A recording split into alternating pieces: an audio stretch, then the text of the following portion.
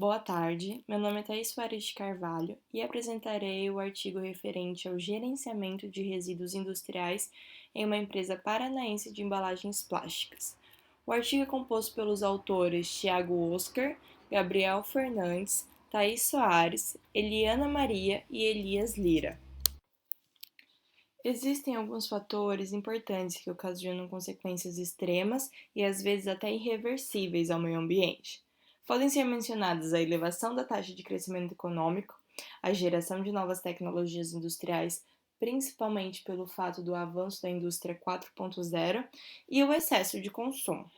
O excesso de consumo é um item que deve ser priorizado porque ele está diretamente relacionado com a produtividade. Quanto maior é o consumo, maior será a produção e, consequentemente, haverá mais extração de matérias-primas e mais geração de resíduos sólidos. Quando a gente se refere a resíduos sólidos, deve ser lembrado que há uma perplexidade das empresas referentes ao tratamento dos resíduos e à destinação correta destes resíduos. Por isso, é necessário criar movimentos sustentáveis. O autor Caetano 2019 fala que para a aplicação deste movimento sustentável é preciso ter duas vertentes. Além de ter uma precaução com o desenvolvimento econômico da empresa, tem que haver uma proteção ao meio ambiente.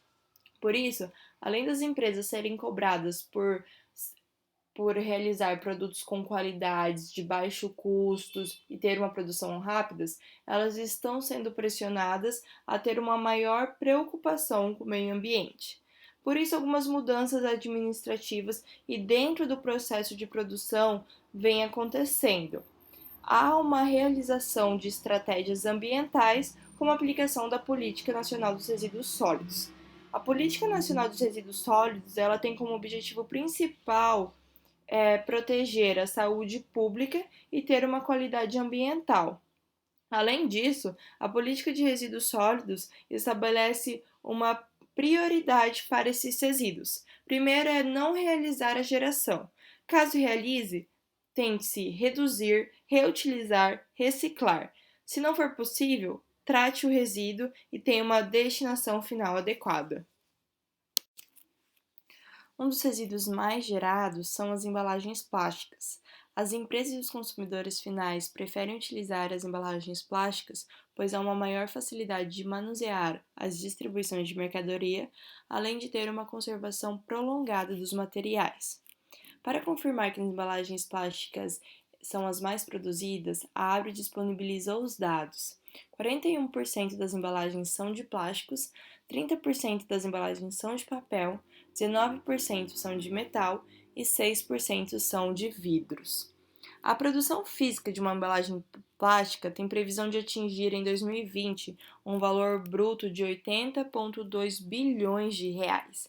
E esse aumento ele vem desde o ano de 2018. Entre o ano de 2018 e 2019, houve uma produção de embalagens plásticas de 6,5%. Os resíduos de embalagens plásticas, eles tendem a ser sintéticos. Isso significa que eles são não biodegradáveis, prejudicando o meio ambiente, e constituem-se por sacolas, potes, garrafas, pratos e outros. A Fundação World Wide Fund for Nature diz que o volume de plástico recorrente aos oceanos por ano é de torno de 10 milhões de toneladas.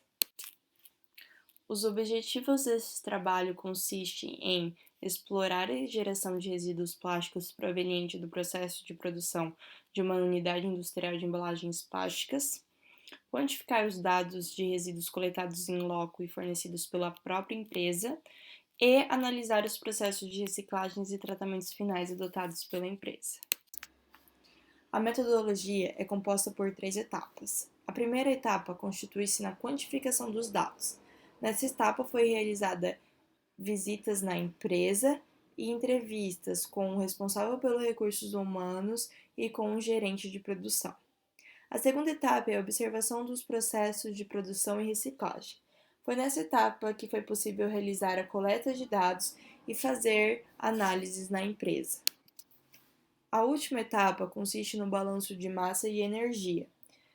Nessa etapa foi possível quantificar os percentuais de resíduos plásticos, permitindo analisar quais os resíduos gerados e quais são os tratamentos realizados. A indústria estudada é uma indústria de embalagens plásticas localizada no oeste do Paraná, há 26 anos no mercado. Os seus produtos finais são compostos por embalagens plásticas para sorvetes, bebidas, como copos, além de pratos, bandejas, tampas, e ela também é composta pela impressão offset. O processo produtivo é composto por 12 máquinas de termoformagem e que moldam 35 diferentes produtos. Com o balanço de massa e energia, foi possível identificar o real funcionamento entre as etapas de fabricação e as perdas por ineficiência do processo de termoformagem, tanto dos plásticos PS quanto dos plásticos PPs. As entradas do processo se dividem em matérias-primas e insumos, sendo elas bobinas de plásticos PP e PS, energia, caixas de papelão, água de resfriamento, água refrigerada, embalagens finais, cola branca, tinta e pallet. Já as saídas são compostas, além do produto final, por aparas plásticas, produtos com defeitos, tubete, água, barricas de papelão e embalagens distintas. A principal matéria-prima utilizada são as bobinas de plásticos, tanto PP ou PS, e elas variam de acordo com as cores, tamanhos, pesos, espessuras e larguras. Com isso, os processos de fabricação não são considerados 100% eficientes. Além dos resíduos gerados, a limitação do processo de corte, que ainda há a possibilidade de gerar uma maior quantidade de resíduos. De acordo com a empresa, as aparas que sobram no processo não possuem capacidade para serem reinseridas para a remanufatura ou para produzir um novo produto com o mesmo material. Por isso, elas são encaminhadas para o processo de trituração e reciclagem. As aparas, como essa que mostra na figura, são sobras de chapa plástica que não foram utilizadas para a formação do produto. Isso ocorre por causa da disposição do corte das matrizes. Durante as visitas da empresa, foi realizada a pesagem das aparas de 6 produtos diferentes. Lembrando que a quantidade eliminada de cada produto varia de acordo com seu molde, seu formato e o tipo do material que é utilizado. Assim foram coletados os dados do peso da bobina em quilograma, os resíduos gerados na apara em quilograma e pode-se calcular a porcentagem de resíduos gerados na apara. Os dados coletados e o cálculo da porcentagem se encontra nessa tabela. De acordo com a análise destes dados, as aparas se apresentam em médias de quase 50% da matéria-prima introduzida nos processos. Isso quer dizer que metade das bobinas plásticas que entram como matéria-prima saem como resíduos.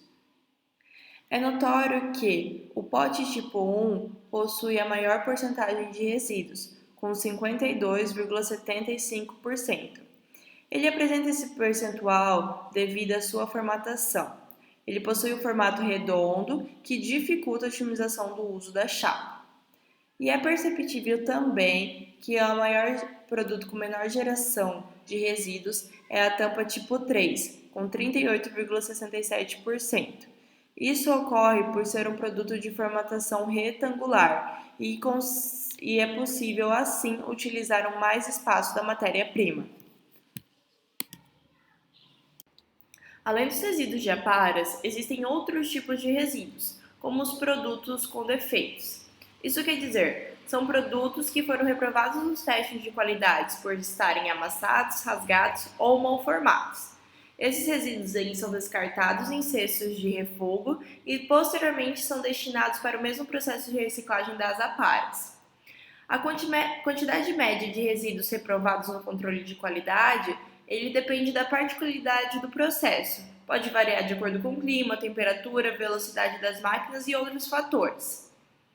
Foi coletado e quantificado os pesos dos produtos produzidos e os resíduos gerados na qualidade dos mesmos produtos que foram coletados na apara e está presente nessa tabela, junto com a porcentagem de resíduos gerados. O resultado de resíduos gerados neste processo é pequeno comparado com a quantidade produzida. Verificou que o percentual máximo de resíduo gerado é do produto tampa tipo 2, com 3,9%, e um baixo índice de refúgio no produto copo tipo 2, com 0,77%. Após a quantificação dos resíduos gerados nos processos, foi possível analisar o processo de tratamento dos resíduos. O processo se inicia a partir da disposição dos solos das aparas em gaiolas de alumínio e a separação dos produtos com defeitos de qualidade em cestos, que são armazenados no meio da produção, ou seja, no corredor, como mostra nessa imagem. Quando esses recipientes estão completos, é realizado um processo de pesagem e controle de geração de resíduos e depois a separação pela composição dos plásticos. Essa separação ocorre pelo tipo de material e pelas cores e ocorre para facilitar a reciclagem utilizada posteriormente. O processo de trituração de aparas e produtos com defeitos é realizado com o objetivo de valorizar os resíduos para que eles possam ser vendidos para empresas de reciclagem futuramente. Os plásticos separados são triturados em duas máquinas trituradoras, como havia dito, devido ao material PP e PS e a sua coloração, e elas são colocadas em bags, como mostra nesta figura. Após a trituração, são armazenados em bags que separam em plásticos diferentes, de acordo com a sua composição também e a sua coloração. Por fim, os bags permanecem no estoque da empresa e são vendidos semanalmente a uma empresa de reciclagem. Essa quantidade varia de acordo com a capacidade de um caminhão. Assim, as empresas vendem esses resíduos para realizar extrusão e transformar em novo plástico reutilizável. A maioria dos processos produtivos existentes atualmente não atingem 100% de sua eficiência e, infelizmente, acabam gerando algum tipo de resíduo industrial ao longo do seu processo. Porém, esses resíduos eles podem adquirir algum valor agregado e serem potenciais matérias-primas em novos processos. Tais ações dependem apenas de estudos e pesquisas que viabilizam meios de conceber a reutilização destes materiais, de forma economicamente viável e ambientalmente correta. No caso da empresa estudada, gera-se grande quantidade de resíduos a partir da limitação dos maquinários em serviços. Isso ocorre porque as matrizes de formação não são capazes de utilizar toda a área das chapas de plásticos.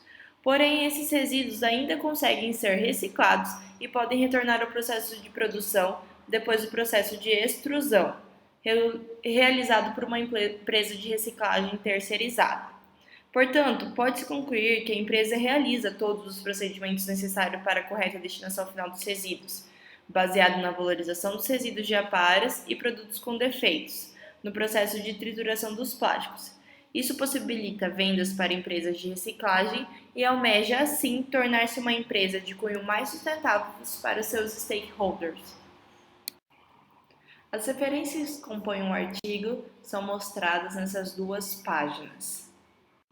Agradecemos pela disposição em assistir à nossa apresentação. Obrigada!